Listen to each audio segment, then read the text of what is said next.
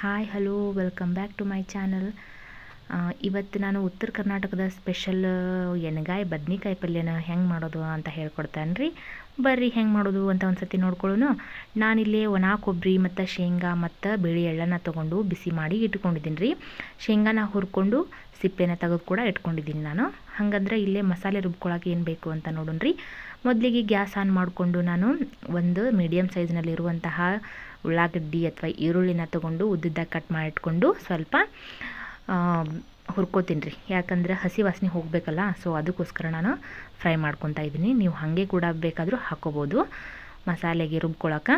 ನಾನಿಲ್ಲೇ ಸ್ವಲ್ಪ ಎಣ್ಣೆನ ಹಾಕ್ಕೊಂಡು ಉಳ್ಳಾಗಡ್ಡಿ ಹಸಿ ವಾಸನೆ ಹೋಗೋವರೆಗೂ ಸ್ವಲ್ಪ ಫ್ರೈ ಮಾಡ್ಕೊತೀನಿ ರೀ.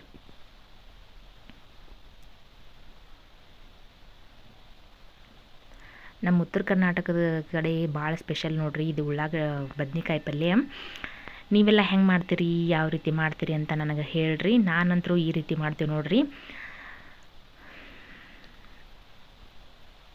ನಾವು ಇದಕ್ಕೆ ಸ್ವಲ್ಪ ಮಸಾಲೆ ಹಾಕ್ದೇನೆ ನಾವು ಇದಕ್ಕೆ ಕರೆ ಎಳ್ಳು ಅಂತಾರೆ ನೋಡಿರಿ, ಅಥವಾ ಗುರೆಳ್ಳು ಅಂತಾರೆ, ಅದನ್ನು ಕೂಡ ಇದಕ್ಕೆ ಹಾಕ್ಕೊತೀವಿ ರೀ. ಇಲ್ಲಿ ನಾನು ಗುರೆಳ್ಳು ಹಾಕ್ತಾಯಿಲ್ಲ ರೀ, ಗುರೆಳ್ಳು ಪುಡಿನ ಹಾಕ್ತಾಯಿಲ್ಲ. ಬದಲಿಗೆ ನಾನು ಈ ರೀತಿ ಮಸಾಲೆನ ಹಾಕಿ ಇವತ್ತು ನಿಮ್ಗೆ ಮಾಡಿ ತೋರಿಸ್ತಾ ಇದ್ದೀನಿ. ಈ ರೆಸಿಪಿ ನಿಮ್ಗೆ ಇಷ್ಟ ಆಗ್ತೈತಿ ಅಂತ ಅಂದ್ಕೊಂಡಿನಿ ರೀ. ನೋಡಿರಿ, ಇಲ್ಲೇ ಉಳ್ಳಾಗಡ್ಡಿನ ಈ ರೀತಿ ನಾವು ಫ್ರೈ ಮಾಡ್ಕೋಬೇಕಾಗತ್ತೆ ರೀ. ಆ ನಂತರ ನಾವು ಇದಕ್ಕೆ ಒಂದು 4ರಿಂದ 5 ಅಥವಾ ನಿಮ್ಗೆ ಖಾರಕ್ಕೆ ಅನುಗುಣವಾಗಿ ನೀವು ಎಷ್ಟು ಬೇಕಾದರೂ ಮೆಣಸಿಕಾಯಿನ ಹಾಕ್ಕೋಬೋದು ರೀ. ನಾನಿಲ್ಲಿ ಹಸಿರು ಮೆಣಸಿಕಾಯಿನ 1, 2ರಿಂದ 3 ನಡುಬರ್ಕ ಸಣ್ಣದಾಗಿ ಮುರ್ಕೊಂಡು ಹಾಕ್ಕೊತಾ ಇದ್ದೀನಿ ನೋಡಿರಿ. ಹಾಕ್ಕೊಂಡು ಸ್ವಲ್ಪ ಚೆನ್ನಾಗಿ ಹುರ್ಕೋತಾ ಇದ್ದೀನಿ. ಉಳ್ಳಾಗಡ್ಡಿ ಜೊತೆನ ಅವನ್ನು ಕೂಡ ಫ್ರೈ ಮಾಡ್ಕೊತಾ ಇದ್ದೀನಿ. ನಿಮಗೆ ಖಾರಕ್ಕೆ ಎಷ್ಟು ಬೇಕು ನೋಡಿರಿ, ನೀವು ಅಷ್ಟು ಕೂಡ ಹಾಕ್ಕೊಂಡು ಫ್ರೈ ಮಾಡ್ಕೊರಿ. ಬೇಡ ಅನ್ನೋರು ಇದಕ್ಕೆ ನೀವು ಒಣ ಖಾರ ಕೂಡ ಹಾಕ್ಕೋಬೋದು ರೀ.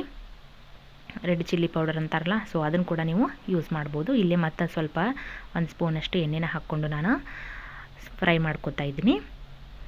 ಎಣ್ಣೆ ಕಡಿಮೆ ಆಗಿತ್ತು, ಸೊ ಅದಕ್ಕೋಸ್ಕರ ಮತ್ತೊಂದು ಸ್ಪೂನ್ ಹಾಕ್ಕೊಂಡು ನಾನು ಈ ಥರ ಫ್ರೈ ಮಾಡ್ಕೊತಾ ಇದ್ದೀನಿ.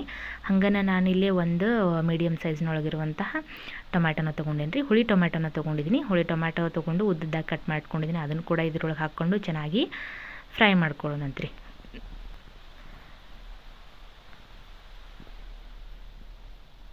ನೋಡಿರಿ, ಇಲ್ಲೇ ಸ್ವಲ್ಪ ಮೆತ್ಕಾಗಬೇಕಲ್ರಿ ಟೊಮ್ಯಾಟೊ ಕೂಡ, ಸೊ ಅದಕ್ಕೋಸ್ಕರ ಸ್ವಲ್ಪ ಇದ್ರೊಳಗೆ ಎಣ್ಣೆಯೊಳಗನ ನಾನು ಬೆಚ್ಚಗೆ ಮಾಡ್ಕೊತಾ ಇದ್ದೀನಿ ಅಥವಾ ಹುರ್ಕೋತಾ ಇದ್ದೀನಿ.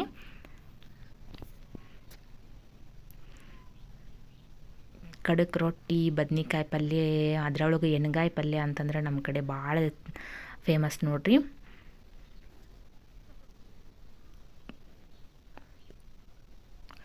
ಈ ಎಣ್ಗಾಯಿ ಪಲ್ಯ ಯಾರಿಗೆಲ್ಲ ಇಷ್ಟ ಐತಿ ಕಮೆಂಟ್ ಬಾಕ್ಸ್ನಲ್ಲಿ ಕಮೆಂಟ್ ಮಾಡಿರಿ. ನನಗಂತೂ ಈ ಪಲ್ಯ ಭಾಳ ಇಷ್ಟ ರೀ. ಇದನ್ನು ನಾವು ಸೈಡ್ ಡಿಶ್ ಅನ್ನೋ ಜೊತೆನಾದರೂ ಯೂಸ್ ಮಾಡ್ಕೋಬೋದು, ತಿನ್ನಬಹುದು, ಅಥವಾ ರೊಟ್ಟಿ ಚಪಾತಿ ಜೊತೆನೂ ನಾವು ತಿನ್ಬೋದು ರೀ. ಇದನ್ನು ನಮ್ಮ ಕಡೆ ಅಂತೂ ಇದನ್ನು ರೊಟ್ಟಿ ಜೊತೆನ ಭಾಳ ಹೆಚ್ಚಾಗಿ ಯೂಸ್ ಮಾಡ್ತಾರೆ ನೋಡಿರಿ. ಕಡಕ್ ರೊಟ್ಟಿ ಎಣ್ಗಾಯಿ ಬದ್ನಿಕಾಯಿ ಪಲ್ಯ ಅಂತಲೇ ಹೇಳ್ತಾರಲ್ರಿ, ಸೊ ಅದಕ್ಕೋಸ್ಕರ ನಾವು ರೊಟ್ಟಿ ಜೊತೆನ ಇದನ್ನು ಭಾಳ ಮಾಡಿಕೊಂಡು ತಿಂತೀವಿ ನೋಡಿರಿ. ಇದು ಭಾಳ ಫೇಮಸ್ ರೀ ಇದು ನಮ್ಮ ಕಡೆ. ಇದೇ ಥರನ ನೋಡ್ರಿ, ಇಲ್ಲೇ ನಾನು ಹೇಳತ್ತೀನಲ್ಲ ಈ ಥರ ಫ್ರೈ ಮಾಡ್ಕೊಳ್ಳೋಣ. ಸ್ವಲ್ಪ ಚೆಂದಂಗೆ ಮೆತ್ಕಾಗಬೇಕು ರೀ ಉಳ್ಳಾಗಡ್ಡಿ, ಆಮೇಲೆ ಟೊಮ್ಯಾಟೊ ಹಣ್ಣು ಹಸಿ ವಾಸನೆ ಹೋಗೋವರೆಗೂ ಸ್ವಲ್ಪ ಮೆತ್ಕಾಗಬೇಕು. ಹಂಗನ ಇದಕ್ಕೆ ನಾನು 1 ಗಡ್ಡೆ ಬೆಳ್ಳುಳ್ಳಿನ ತೊಗೊಂಡು ಸಿಪ್ಪೆ ತೆಗೆದು ಇಟ್ಕೊಂಡಿನಿ ರೀ. ಅವನು ಕೂಡ ಹಾಕ್ಕೊಂಡು ಸ್ವಲ್ಪ ಫ್ರೈ ಮಾಡ್ಕೊತಾ ಇದ್ದೀನಿ. ಹಂಗೆ ಇದಕ್ಕೆ ಧನಿಯಾ ಪೌಡರ್ನೂ ಕೂಡ ಹಾಕ್ಕೊತಾ ಇದ್ದೀನಿ. ನೀವು ಧನಿಯಾ ಪೌಡರ್ ಇಲ್ಲ ಅಂತಂದ್ರೆ ನೀವು ಕೊತ್ತಂಬರಿ ಬೀಜ ಇರ್ತಾವಲ್ರಿ, ಸೊ ಅವನು ಕೂಡ ಹಾಕ್ಕೋಬೋದು ರೀ. ನಾನಿಲ್ಲೇ ಬದಲಾಗಿ ಪೌಡರ್ನ ಯೂಸ್ ಮಾಡಕತ್ತೀನಿ ರೀ. ಸ್ವಲ್ಪ ಗರಂ ಮಸಾಲಾನು ಕೂಡ ಇದಕ್ಕೆ ಹಾಕ್ಕೊಂಡಿನಿ ರೀ. ಅದ್ರೊಳಗನ ಹಾಕ್ಕೊಂಡು ಇವಾಗ ಇದ್ರೊಳಗನ ಎಣ್ಣೆ ಒಳಗನ ಹಾಕ್ಕೊತಾ ಇದ್ದೀನಿ. ಹಾಕ್ಕೊಂಡು ಫ್ರೈ ಮಾಡ್ಕೊತಾ ಇದ್ದೀನಿ.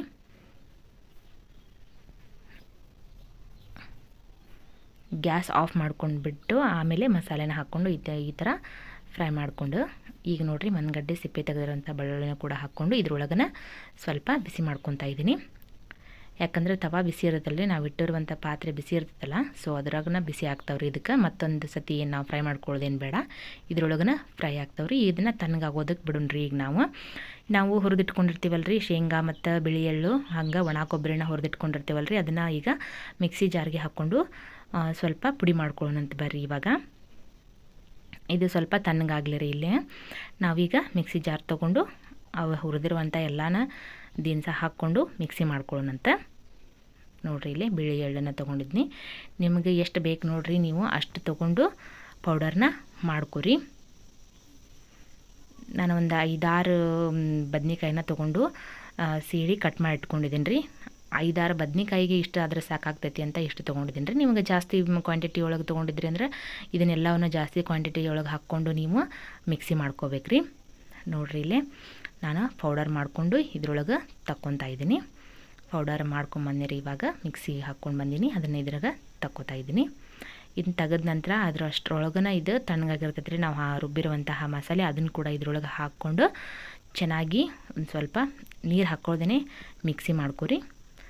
ಹಾಗೇನಾದರೂ ಗಟ್ಟಿ ಆಯ್ತಂದ್ರೆ ಸ್ವಲ್ಪ ನೀರು ಹಾಕ್ಕೊಂಡು ಮಿಕ್ಸಿ ಮಾಡ್ಕೊರಿ.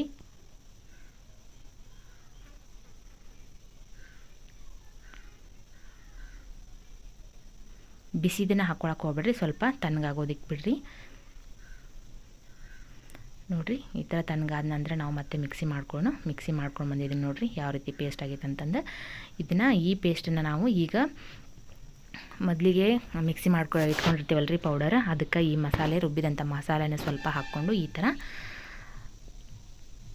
ಇದಕ್ಕೆ ಬೇಕಂದ್ರೆ ನೀವು ಅರಿಶಿನ ಮತ್ತು ಉಪ್ಪನ್ನು ಹಾಕ್ಕೊಂಡು ಈ ಬದ್ನಿಕಾಯಿ ಇಟ್ಕೊಂಡಿರ್ತೀವಲ್ಲ ರೀ ನಾವು, ಅದಕ್ಕೆ ತುಂಬ್ಕೋಬೋದು ರೀ. ಬೇಡ ಅಂತಂದ್ರೆ ನಂತರ ನೀವು ಒಗ್ಗರಣೆ ಹಾಕ್ತಿರ್ತೀರಲ್ಲ ಆವಾಗಾದರೂ ಹಾಕ್ಕೋಬೋದು ರೀ. ನಾನಿಲ್ಲಿ ಹಾಕ್ತಾಯಿಲ್ಲ, ಬದಲಿಗೆ ಒಗ್ಗರಣೆ ಹಾಕೋ ಮುಂದಾಗ ನಾನು ಹಾಕ್ಕೋತಾ ಇದ್ದೀನಿ. ನೋಡಿರಿ ಈ ಥರ ನಾವು ಬದ್ನಿಕಾಯಿ ಒಳಗೆ ಫಿಲ್ ಮಾಡ್ಬೇಕು ರೀ ಇದನ್ನು ಮಸಾಲೆ ರುಬ್ಬಿದಂಥ ಮಸಾಲೆನ. ನೋಡಿರಿ ಇವಾಗ ಸ್ವಲ್ಪನ ನಾನು ಮಸಾಲೆ ತೊಗೊಂಡು ಇದಕ್ಕೆ ತುಂಬ್ತಾ ಇದ್ದೀನಿ.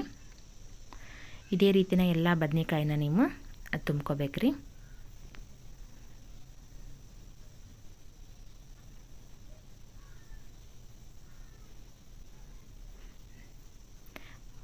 ಮೊದಲಿಗಿನ ಬದ್ನಿಕಾಯಿನ ಹೆಚ್ಚಿಟ್ಕೊಂಡ್ಬಿಡ್ತೇನೆ ರೀ. ಹೆಚ್ಚಿಟ್ಕೋಬೇಕಾದ್ರೆ ಅವು ಕಪ್ಪಾಗ್ತಾವ್ರಿ. ಅದಕ್ಕೋಸ್ಕರ ಸ್ವಲ್ಪ ಉಪ್ಪಿನೊಳಗೆ ನೀರು ಹಾಕ್ಕೊಂಡು ಉಪ್ಪು ಹಾಕ್ಕೊಂಡು ನಾವು ಸ್ವಲ್ಪ ಹೆಚ್ಚಿಟ್ಕೋಬೇಕಾಗತ್ತೆ ರೀ. ಇಲ್ಲಾಂದ್ರೆ ಕಪ್ಪಾಗಿಬಿಡ್ತಾವ್ರಿ ಅವು. ಸೊ ಅದಕ್ಕೋಸ್ಕರ ನಾನು ಮೊದಲಿಗೆ ಹೆಚ್ಚಿಟ್ಕೊಂಡಿದ್ನಲ್ಲ ರೀ, ಆವಾಗ ಉಪ್ಪು ಮತ್ತು ನೀರನ್ನು ಹಾಕ್ಕೊಂಡು ಹೆಚ್ಚಿ ಇಟ್ಟಿದ್ನಿ ರೀ.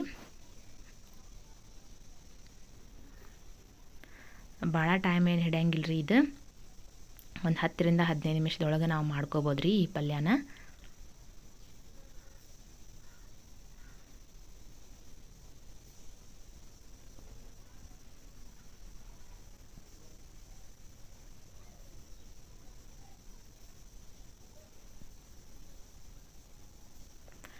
ನಮ್ಮ ಉತ್ತರ ಕರ್ನಾಟಕದ ಸೈಡ್ ಈ ಯಾವುದಾದ್ರೂ ಫಂಕ್ಷನ್ ಆತಂದ್ರೆ ಈ ಬದ್ನಿಕಾಯಿ ಪಲ್ಯ ಮಾತ್ರ ಇರ್ತೈತೆ ನೋಡ್ರಿ. ಇದಿಲ್ಲದೆ ನಮ್ಮದು ಊಟನ ಇಲ್ಲ ಅಂತಲೇ ಹೇಳ್ಬೋದು ನೋಡ್ರಿ. ಅಷ್ಟು ಫೇಮಸ್ ರೀ ಇದು ಬದ್ನಿಕಾಯಿ ಪಲ್ಯ. ಬರೀ ಈಗ ನಾವು ತುಂಬ್ಕೊಂಡಿದ್ದಾಗೈತಿ. ಇವಾಗ ಒಗ್ಗರಣೆಗೆ ಏನೇನು ಬೇಕಂತ ನೋಡೋಣ. ಒಂದು ಪಾತ್ರೆನ ಬಿಸಿ ಇಟ್ಕೊಂಡು ಗ್ಯಾಸ್ ಆನ್ ಮಾಡಿಕೊಂಡು ಪಾತ್ರೆ ಬಿಸಿ ಇಟ್ಕೊಂಡಿದ್ದೀನಿ. ಅದಕ್ಕೆ ಒಂದಿಷ್ಟು ಎಣ್ಣೆನ ಹಾಕ್ಕೊತಾ ಇದ್ದೀನಿ. ನಾವು ಸ್ವಲ್ಪ ಎಣ್ಣೆ ಹಾಕ್ಕೊಂಡು ಒಗ್ಗರಣೆಗೆ ನಾವು ಜೀರಿಗೆನ ಹಾಕ್ಕೊತಾ ಇದ್ದೀನಿ.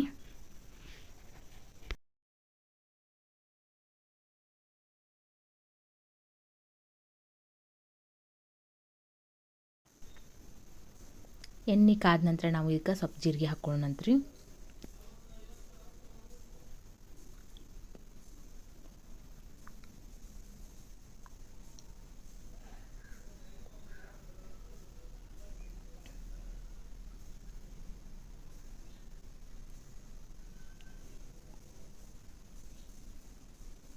ನೋಡಿರಿ ಸ್ವಲ್ಪ ಜೀರಿಗೆನ ಹಾಕ್ಕೊತಾ ಇದ್ದೀನಿ. ನಾನು ಜೀರಿಗೆ ಹಾಕ್ಕೊಂಡ ನಂತರ ಸಣ್ಣದಾಗಿ ಉಳ್ಳಾಗಡ್ಡಿನ ಕಟ್ ಮಾಡಿ ಇಟ್ಕೊಂಡಿದ್ದೀನಿ, ಅದನ್ನು ಕೂಡ ಹಾಕ್ಕೊತಾ ಇದ್ದೀನಿ. ಎಣ್ಣೆ ಒಳಗೆ ಚೆನ್ನಾಗಿ ಫ್ರೈ ಮಾಡ್ಕೊಳ್ಳೋಣ.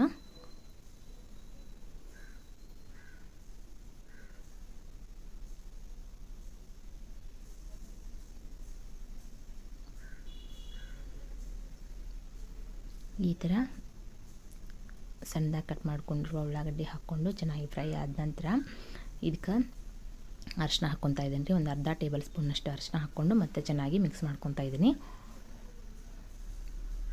ನಾ ಹೇಳಿದ್ನಲ್ಲ ರೀ, ನೀವು ಅರಿಶಿನ ಅವಾಗಲೇ ಹಾಕ್ಕೋಬೋದು ರೀ. ಬೇಡ ಅಂತಂದ್ರೆ ಈ ಥರ ಒಗ್ಗರಣೆ ಆಗ ಹಾಕ್ಕೋಬೋದು ರೀ. ಹಾಕ್ಕೊಂಡ ನಂತರ ನಾವು ತುಂಬಿಟ್ಟಿರ್ತೇವಲ್ಲ ರೀ ಮಸಾಲೆ ತುಂಬಿಟ್ಟಿರುವಂತಹ ಬದ್ನಿಕಾಯಿನ ಇದಕ್ಕೆ ಹಾಕ್ಕೊಂಡು ಚೆನ್ನಾಗಿ ಮಿಕ್ಸ್ ಮಾಡ್ಕೊಳ್ಳೋಣ ರೀ.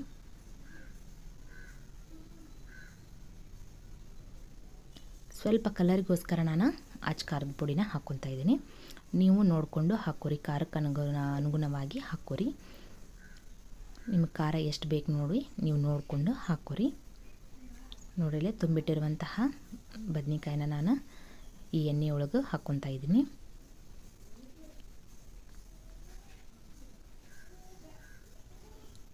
ಇವನ್ನ ಸ್ವಲ್ಪ ಚೆನ್ನಾಗಿ ಈ ಥರ ಮಿಕ್ಸ್ ಮಾಡ್ಕೊಂಡು ಬಿಡೋಣ್ರಿ. ಎಣ್ಣೆ ಒಳಗೆ ಮಿಕ್ಸ್ ಮಾಡಿಕೊಂಡು ಚೆನ್ನಾಗಿ ಫ್ರೈ ಆಗ್ಬೇಕ್ರಿ. ಇವು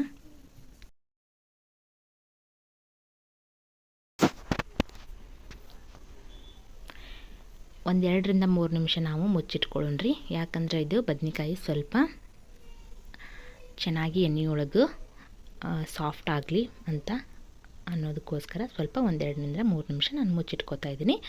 ಇವಾಗ ನೋಡಿರಿ 1-2ರಿಂದ 3 ನಿಮಿಷ ಆಗೈತಿ. ಇವಾಗ ಸಾಫ್ಟ್ ಆಗೈತಿ. ಅದಕ್ಕೋಸ್ಕರ ನಾನು ಈಗ ಉಳಿದಿರುವಂತಹ ಮಸಾಲೆನ ಇದಕ್ಕೆ ಹಾಕ್ಕೊಂಡು ಮಿಕ್ಸಿ ಒಳಗಿರುವಂತಹ ಮಸಾಲೆಗೂ ಸ್ವಲ್ಪ ನೀರು ಹಾಕ್ಕೊಂಡು ಚೆನ್ನಾಗಿ ತೊಳ್ಕೊಂಡು ಇದಕ್ಕೆ ಹಾಕ್ಕೋತಾ ಇದ್ದೀನಿ. ಆನಂತರ ಇದಕ್ಕೆ ನಾವು ಉಪ್ಪನ್ನು ಸೇರಿಸ್ಕೊಳ್ಳೋಣ್ರಿ. ಸುಮಾರು 1 ಟೇಬಲ್ ಸ್ಪೂನಷ್ಟು ಉಪ್ಪನ್ನು ಹಾಕೋರಿ. ಆನಂತರ ಬೆಲ್ಲ 1-2 ಇಂಚಿನಷ್ಟು ಬೆಲ್ಲನ ಸೇರಿಸ್ಕೊರಿ. ಹಾಗಂದ್ರೆ ಈ ರೆಸಿಪಿ ಯಾರಿಗೆಲ್ಲ ಇಷ್ಟ ಆಗೈತಿ ಒಂದು ಲೈಕ್ ಮಾಡಿರಿ. ಯಾರೆಲ್ಲ ನನ್ನ ಚಾನಲ್ನ ಹೊಸದಾಗಿ ನೋಡ್ತಾ ಇದ್ದೀರಾ ಪ್ಲೀಸ್ ಒಂದು ಸಬ್ಸ್ಕ್ರೈಬ್ ಮಾಡ್ಕೊಂಡು ನೋಡ್ಕೊಳ್ಳಿ. ಪಕ್ಕದಲ್ಲಿರುವಂತಹ ಬೆಲ್ ಐಕನನ್ನು ಕ್ಲಿಕ್ ಮಾಡಿರಿ. ಬೆಲ್ ಐಕನನ್ನು ಕ್ಲಿಕ್ ಮಾಡೋದ್ರಿಂದ ನಾನು ಹಾಕಿದಂಥ ಹೊಸ ವಿಡಿಯೋಗಳ ನೋಟಿಫಿಕೇಷನ್ ನಿಮ್ಗೆ ಮೊದಲಿಗೆ ಬಂದು ತಲುಪ್ತಾವ್ರಿ. ಮತ್ತು ಮುಂದಿನ ವಿಡಿಯೋದೊಳಗೆ ಹೊಸ ರೆಸಿಪಿಯೊಂದಿಗೆ ಸಿಗೋಣಂತ್ರಿ. Thank you for watching. ಎಲ್ಲರಿಗೂ ನನ್ನ ಧನ್ಯವಾದಗಳು ರೀ.